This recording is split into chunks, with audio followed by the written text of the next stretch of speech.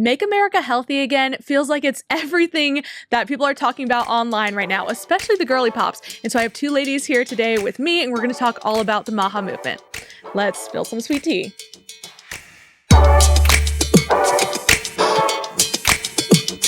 Welcome back to the Sweet Tea series. My name is Ariana Guajardo. I'm so glad you guys are joining today. As I said, I have two wonderful ladies here today to talk about the MAHA movement, how it's permeating almost, I feel like, all of society in the States and the nation. It's going to be a great conversation. So first, I have Jess Brasington with me. She is a MAHA mom who's fighting for families by arming them with information, and she's the founder of Mama Bears Rising. Thank you so much for joining. Thank you. I'm excited to be here. Yeah, and we've been just like chit-chatting back and forth on Instagram and other stuff, and I'm so glad to finally get to meet you in person. And today she also introduced me to a new friend, Brigid Rasmussen, who's the former Team Kennedy Chief of Staff and also the COO of MAHA Action. Thank you so much for hopping on. Yeah, thanks for having me. This is a fun surprise. This is also a good day to talk about it. And this episode comes out a little bit later. But for us, Kennedy had just announced the Administration for Healthy America. Yeah. So wonderful timing to be able to talk about this kind of stuff.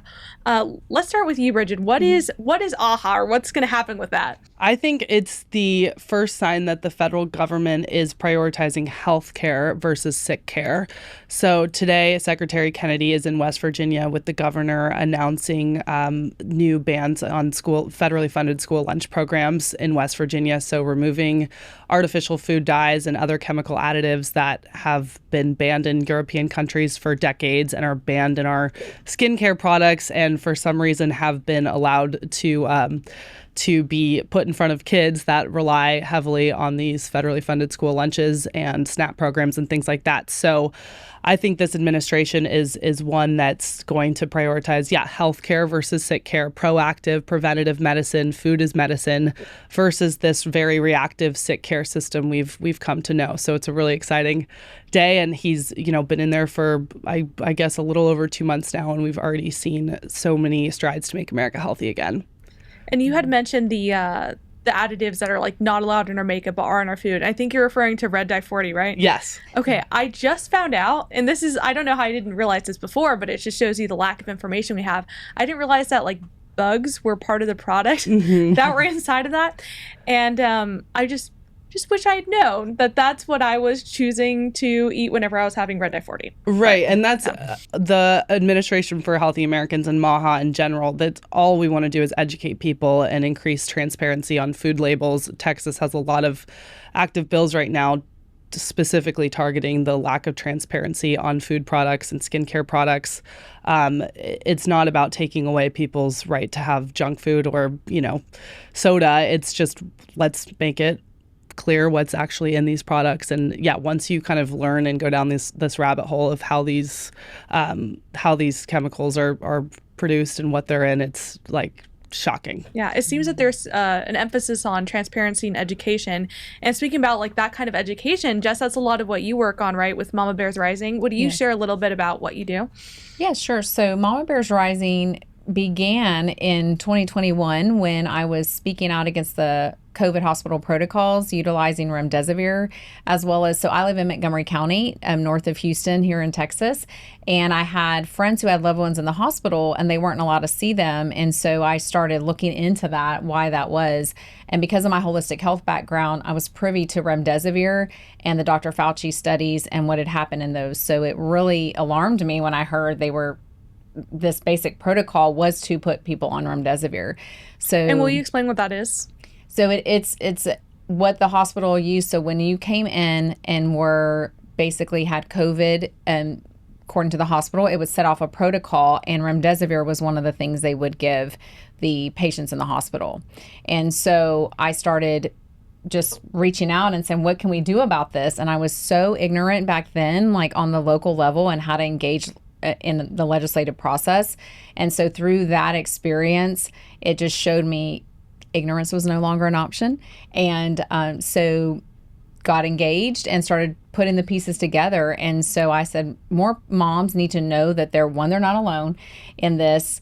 And then we want to help them grow in their journey, whether it's legislatively, or as a mom or in their faith journey, whatever that is, and then to show others what they've learned. So we say no, grow, and show. And so a movement just started with Mama Bears Rising.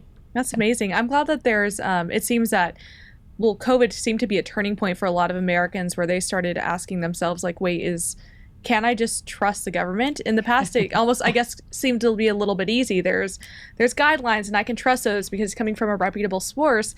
And I think that's where we saw a shift. And then since that shift, I think that's also around the time whenever people started thinking about their health a little bit more, and we had the MAHA movement. So, Brigid, would you talk a little bit more about how MAHA as a movement, I guess, began, and what you think was something that was really lighting the fire to let it grow? I think what really lit the fire and what the backbone of MAHA is people like women, especially like Jess, who have gathered together and put their children's health and their own health above all else, even before it was popular.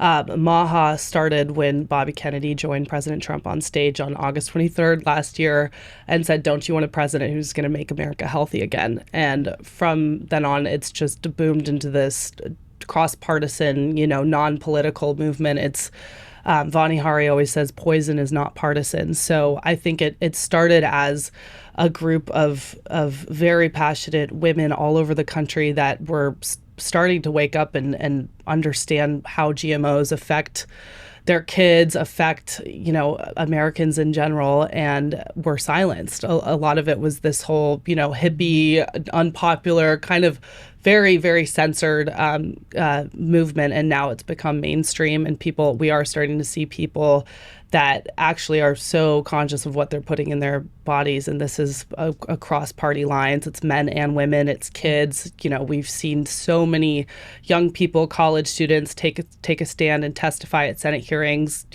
advocating for the removal of these chemical additives from school lunches, from foods that they eat every day. So we're seeing this once, small but mighty group of people that have just taken the national stage. It's also interesting seeing that kind of movement come, I think, seeing COVID as a catalyst and then what came out of it. But the other things that rose around the same time are the people being like, I think I need to go and have a homestead now and just live my life with my family without being influenced by these outside pieces, or people starting to do even if you're not going full homestead, that's around the time where the sourdough girl breads or what, oh my gosh, sour bread girls started becoming a thing. And it was just kind of that connection of, well, I need something to do. And then I think that's where a lot of women online started thinking about the ingredients and how things were made. And so now that I for some girls, you make your own bread and then realize well, why does my bread only have this many ingredients? But if I look at this other package, it has all of these long lists and labels. Do you think that for Jess, some of your work has risen because moms are just made more aware during COVID of other issues? Absolutely. So before Mama Bears Rising, my brand was Unprocessed Jess, Live Life Less Processed. And what's so beautiful, we were speaking about this earlier, is that Vani Hari was actually the very first person I found online about 13 years ago when my girls were littles. They're now 21, 19, and 16. And I found out what GMOs were. So I was mortified. And a lot like you said, wait, that can't be right. The government wouldn't let that in the stores if this was dangerous. So I found out about Monsanto and GMOs, and it led me down those really shocking rabbit holes. So I found Vani Hari. Back then she was a food babe, and she started the Food Army. And so I started reading labels. And like you said, it's one of those aha, no pun intended, but aha moments. Wait a second, is that cheese, or is it, the Kraft single slice? It feels like it was anything but cheese. So to set that up, that's when I started the journey. And people would listen, but I think a lot like Brigid said, it was more I don't know, you're the crazy person saying, pesticides in your food and all these things. But with COVID as a catalyst, it forced people, one, they were at home a lot more. And it forced them to really say, wait, well, maybe I do need to know what's in my food. And then to come full circle now especially with MAHA now with people like Vani Hari and the Kellogg's and things. And it really got attention just across the board. So now I'll have young men and women, teens come up to me, people without children, and they'll say, I'm not a parent, but did you know these things were in our food and they're harming us? I'm like, yes, it's just made it very approachable, I think, and tangible for people to say we need to do something and control more of what's in our food and going into our bodies. So, yeah. So the other, like since then, because people have become a little bit more aware, we're starting to see some changes both at the state and national level. And I know that both of you guys have been vocal about that and speaking to legislators. Let's start with Texas. And Jess, what have you? What are some of the changes that you think that Texas might be seeing in the near future? Yes. So one, very thankful and blessed to be in Texas, and especially Montgomery County where I live. And I saw that definitely during the height of the COVID pandemic. But so in Texas, the chair of education, Senator Brandon Creighton, he's from Montgomery as well. And so I think a lot of these things, it's kind of like a ripple effect, right? You start looking at your food, then you hear some things about what's going on in the school. And then as a parent, you think, well, maybe I need to take a closer look at whether it's the books or the curriculum. What's this DEI thing all about?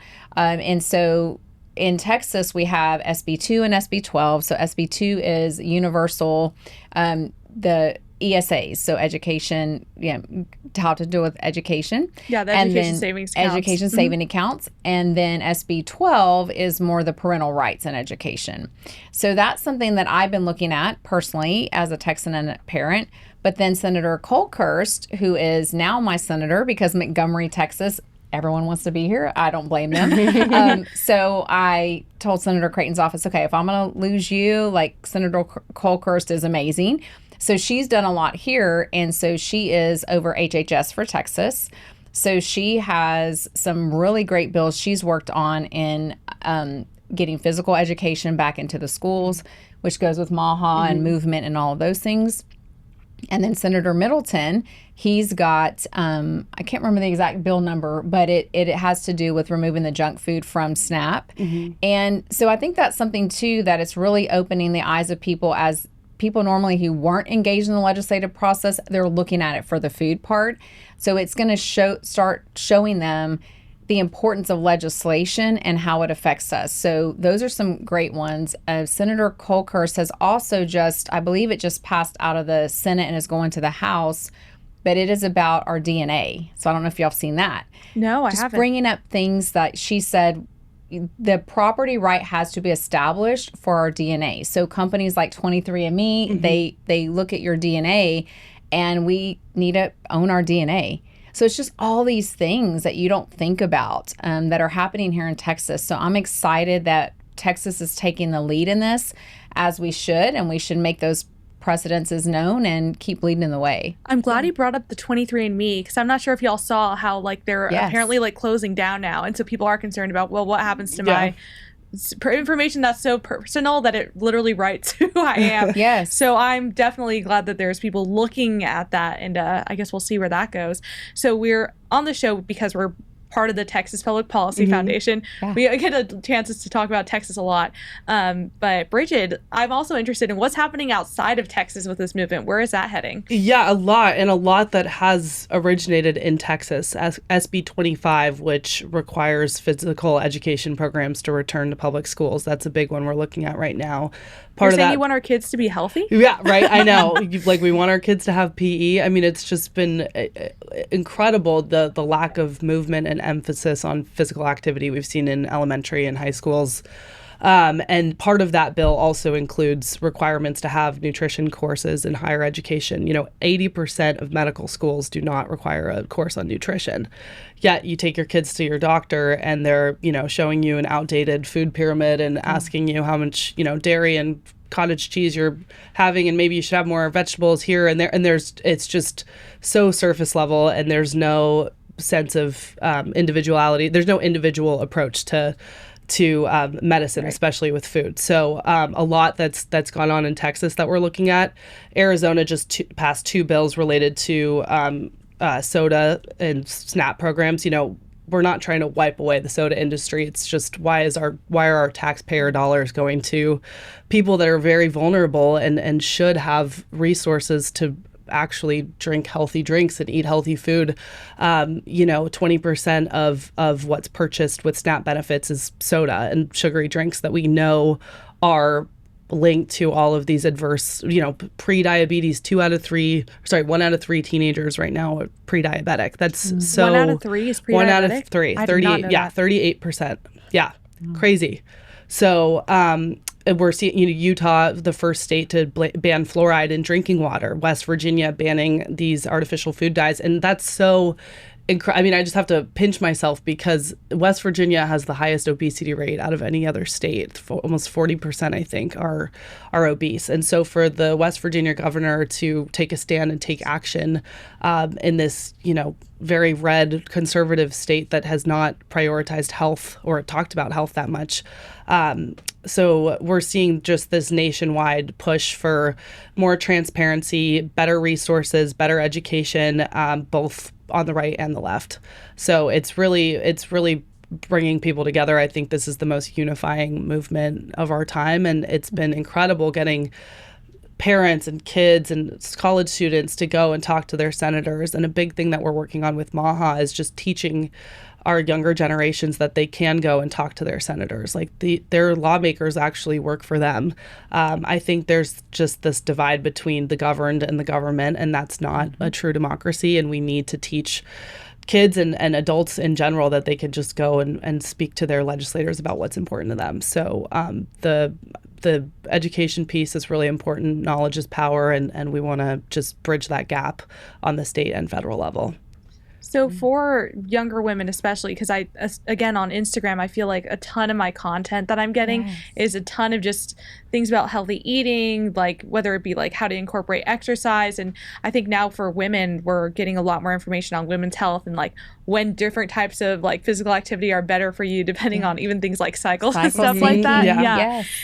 So for those girls who are now just really excited about that and want to be able to learn more or do something that like influences other people, and whether it be at the like local or state level, what are the kinds of ways that they can start getting involved in that? Brigid, let's start with you. Yeah, so one thing, we just started this MAHA college program. So we're identifying our kind of MAHA champions on the college level and bringing them on as our MAHA ambassadors all across 50 states.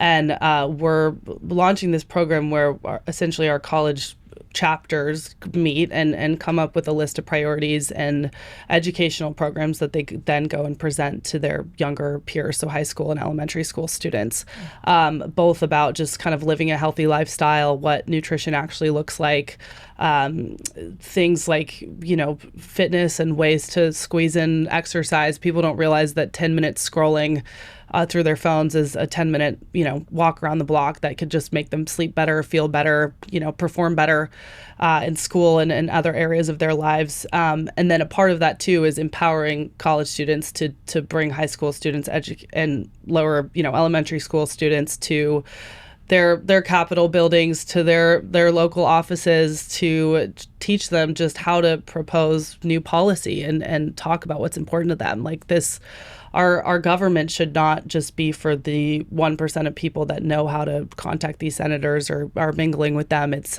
They want to hear from you, and we've seen such a positive response both on the left and right with just going and talking to our lawmakers. So I think we're going to see a whole new generation of really empowered young people that are making lasting change.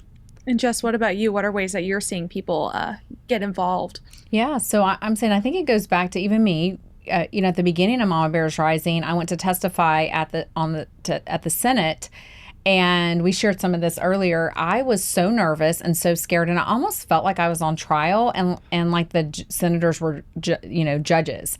And then someone said something that just clicked, and they said, "You do understand they are there to represent and work for you as a constituent." And I thought, oh, okay. Well, in that case, let me say what I really think. And I spoke against censorship for my then at the time podcast, and just said how I would expect these things in Silicon Valley, but not in the Lone Star State.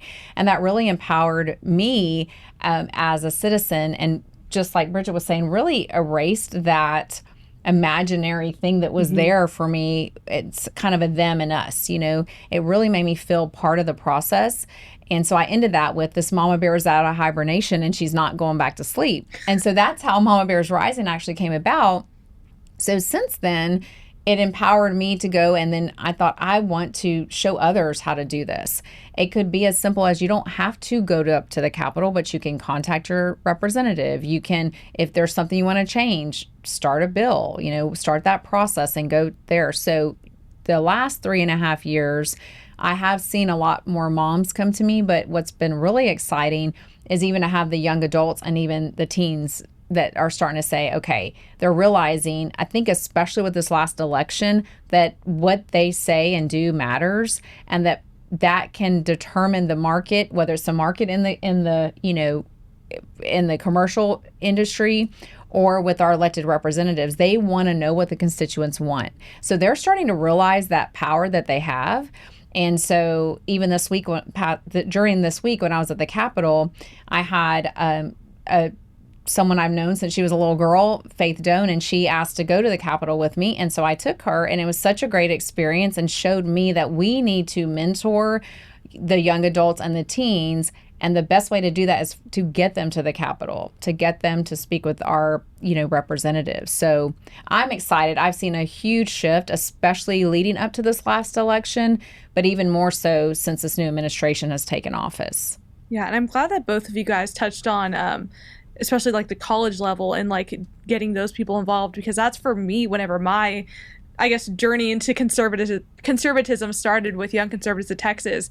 And they were the ones who did, we had different speakers come in every other week to talk about whatever piece of movement, whether it was stuff like 2A kinds of things, free speech, I'm trying to remember the other stuff, like, education at the time was still a big issue. And then had like groups go to testify and do stuff like that. So I'm glad that there's people who are dedicated to helping like that younger group of adults both learn and figure out how to get involved. But the other thing that's really interesting about this part of the movement is like one of the things that you've been mentioning, Brigid, is that it kind of crosses party lines. And it was like, I think the MAHA thing was especially a very unifying thing across America. And in particular, this might just be bias from my social media, but it looks like a lot of young women are the ones who are really interested in health and this movement. Why do you think that it really attracts the younger generations and women in particular?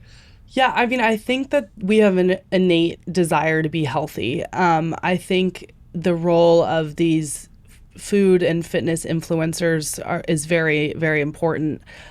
People are seeing, influencers and other kind of role models that they've looked up to really take a stand on fitness and have aligned with Bobby Kennedy, who, former lifelong Democrat, comes from a royal family of Democrats, as I say. The Kennedy family, announced he was running as an independent candidate and has since joined forces with President Trump. So, he is truly the leader of this movement, and we're seeing just so many people kind of not even go from left to right, but are just so much more open-minded and willing to have these difficult conversations and really ask questions. He's never taken the popular path. He's really, why is this the way it is? Why is it that we can't have a conversation and open dialogue and have friendly disagreements? And so going back to young women, I think there's this just sort of natural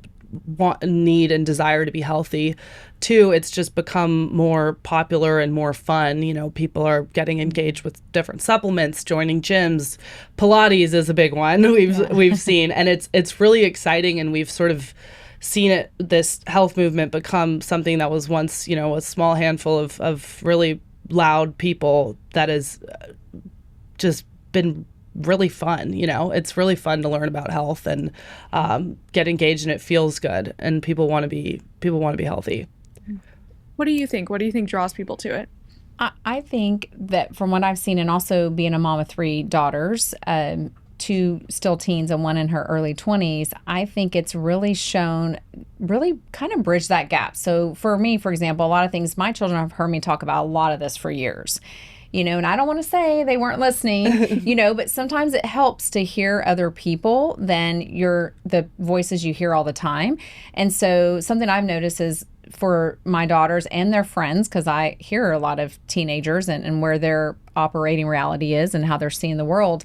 And they're starting to say, okay, these things are in our food, or our our hygiene products. That's one thing too. They're starting to make that connection that if I want to truly live a healthy life, and maybe I'm not a parent now, but if I want that, it's really, in a lot of ways, which is really neat, it's that nurturing component is coming up now. So a lot of times as moms, people will say, well, it's fine for me, but then don't mess with my kids, right? Like, that's me. Like, and the moms will put themselves onto the side. But I think for these young women, they're starting to know they need to be healthy and be their best. And so, and it's a fun thing because they're hearing other people talk about it. Now they don't feel like they're the only one. And so with the younger generation, they want what's trending and they want to be part of the conversation. So now that we're hearing more of these things go mainstream, I think that's what's made them want to get involved because they don't want to miss out either, right? So. Yeah, and I think, Brigid, was it you who was saying that it seems like you used to just kind of be the like nutty people on the side who were into this kind of thing. Yeah, and now it's kind of a mainstream of everyone realizing, oh, maybe some of that stuff was right. A lot of it is just common sense, and again, it was this nutty thing like sunlight is medicine, and that was this far left kind of hippie thing, and now it's just we see all of these people talking about things like sunlight, things like drinking more water, things like getting more sleep and walking more, just, again, common sense things. And then people start to realize, okay, this is actually making me feel better. This is making my friends feel better. I want to learn more about this. And they go down this rabbit hole, and then they become the sort of speakers and the leaders in their communities. And there's just so much that can be done just in different peer groups and communities in general that are just, even if it's one thing, for some people they become MAHA, or their MAHA moment was learning about GMOs in food. For some, it was learning about what's in their skincare products. For others, it was what's in the air, or what's sprayed on our crops that we're eating. But whatever it is, they're funneled in through different ways, and then become the educators in their groups. Yeah. I'm glad that you mentioned the common sense aspect of a lot of it. So the Texas Public Policy Foundation, we've always had like PhDs on staff, obviously. But we finally actually have like a real doctor around, like an MD.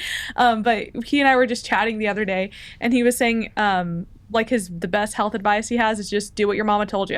Like and he was saying when you're sick and she gave you chicken noodle soup, that's because it had, and he just was like listing all of the reasons why it's good for you and why that's so good whenever you're sick. And he's like, at the end of the day, just do what your mama told you, and you'll be. It's like, walk around a little and do what your mama told you.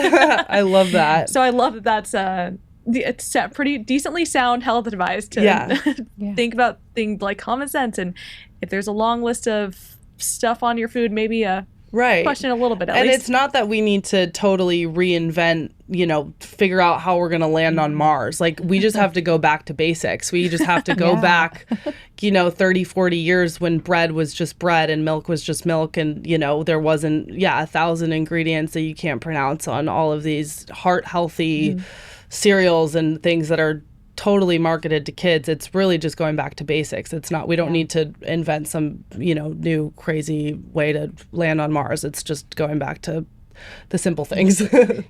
I know for me, going back to when I first found out what GMOs were, and I struggle with, I think what a lot of people do, whether it's COVID or vaccines or all these different things, is that cognitive dissonance of, wait a second, and so I think a lot of people go through that of, is this right? Or how can this be? Or that you feel overwhelmed. But when I started looking at that, and then I remember one of my MAHA aha moments was when I saw an egg from a farmer. Before, now I'm in CSAs, I get my beef from local ranchers, and there's farmers markets. But I saw an egg, and it was so beautiful and golden. And then when I remember getting an egg from the store, and it was almost like a very pale yellow. And for me, that has always stuck in my mind of, why is this beautiful golden egg? And then why is this egg almost lifeless, like a pale yellow?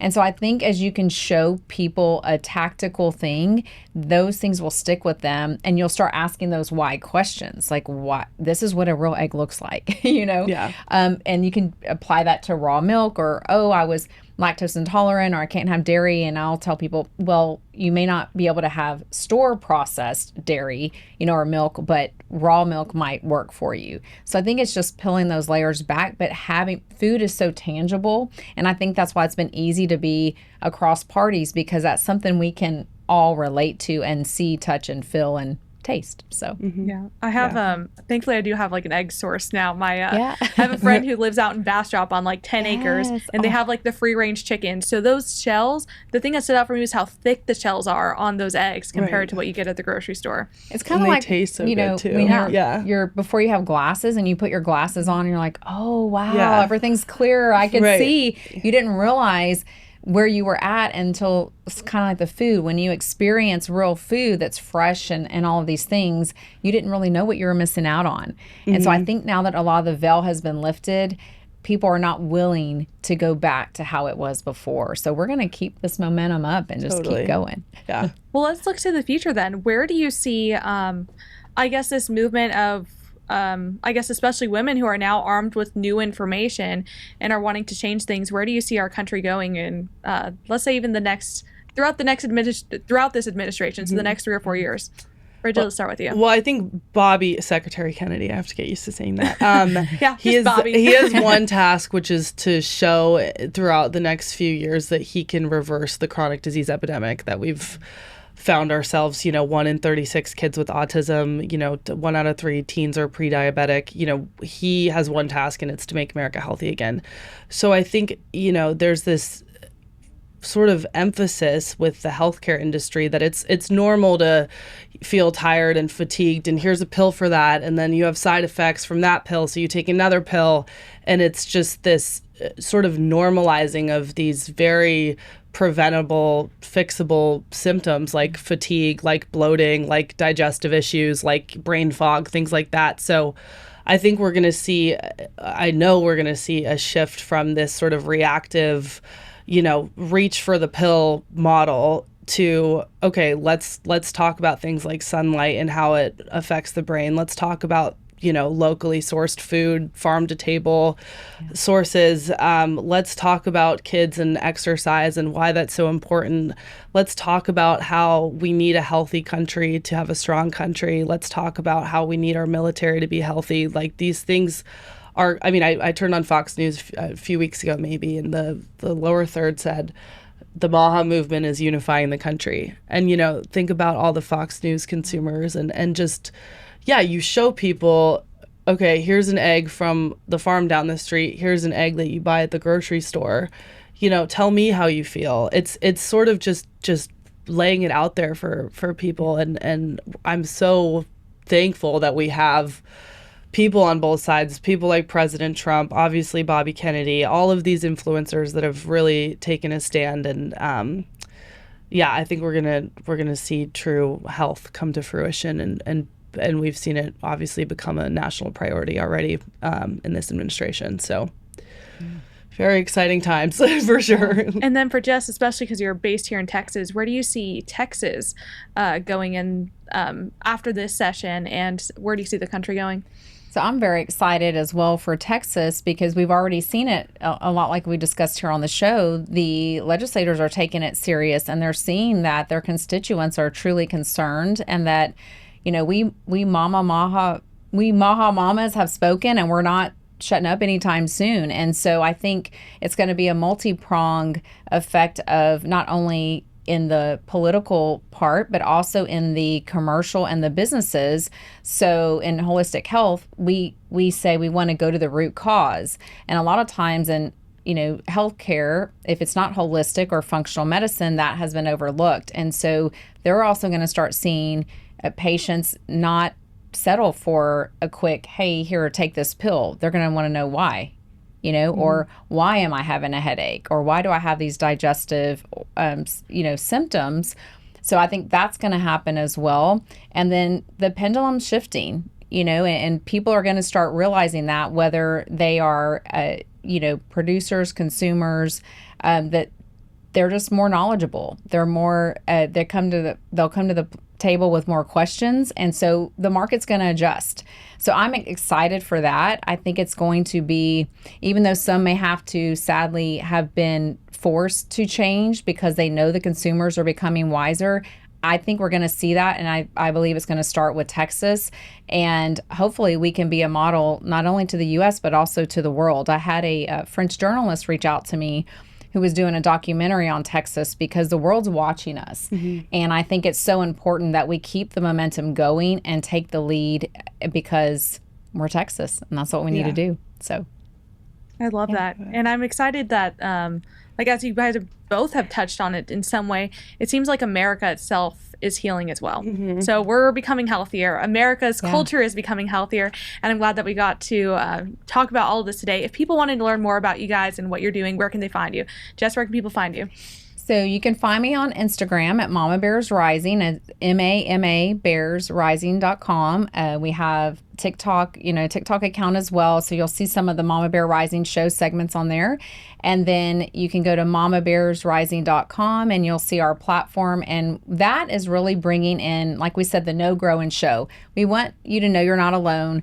Grow in your faith or mom journey, and then show others. So you'll find resources like things that are MAHA approved and a lot of trusted information from trusted leaders. So we can really meet you where you're at, and it's all about you being informed, and then you go in and making the decisions that you want to make. But we want to save you time instead of scrolling all over for information. It's your one source for trusted info from trusted leaders in these different topics. Amazing. And Brigid, what about you? Yeah, so we have mahaaction.com is our website. We are a 501c4 nonprofit organization, so we do a lot of legislative advocacy that I've mentioned and educational programs as well. So people can go there and find their senators, copy letter templates, learn how to call them, go into their offices. We also have a complete database of all MAHA related bills right now and where we stand on them and why. We also just launched our MAHA podcast, which is really exciting, bringing in people from the right and left, people like Marla Maples, who had the original idea of introducing President Trump and Bobby Kennedy. So it's a really good episode. And legislators, influencers, kind of some of these innovators that have had their products and things just sort of overshadowed by Big Pharma. So we have the podcast, mahaaction.com. We also have MAHA Alliance, which is our super PAC. So we'll be ramping that up again during the midterms, backing candidates on the state and federal level that have prioritized health above all else and have prioritized the people over corporate interests. And so our hope is to just educate people, empower them, help them realize that they own their health and they own the health of their children, and that their healthcare data is protected. We didn't get into that, but that's another big thing. And just they have ownership of their health, and they have what they need to make the change that they wish to see. So really, really excited to see that continue to grow. Thank you guys both so much for being on the show today and for spilling some sweet tea with me. For everyone else, thank you guys for being here. We'll see you next time.